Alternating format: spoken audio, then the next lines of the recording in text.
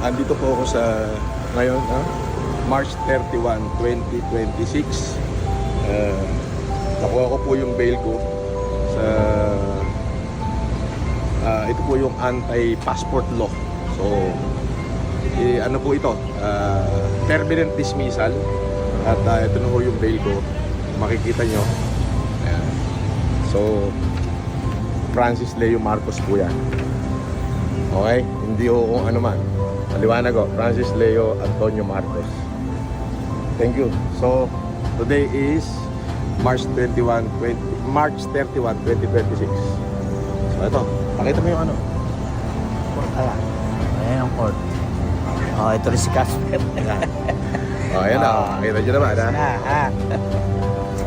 Ako si Casper. Ayan po yung bail ko. Makikita nyo.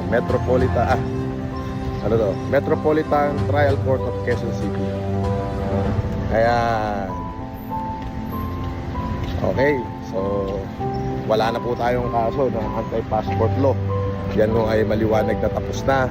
At hindi na ho tayo uli pwedeng kasuhan dyan. Sapagkat matinding labanan noong nangyari dito. Talagang battle to, pare. Halos 6 na taon. At talaga namang permanent dismissal na ho ito. At hindi na pwede ulitin. Okay, thank you very much at magandang araw sa inyo lahat.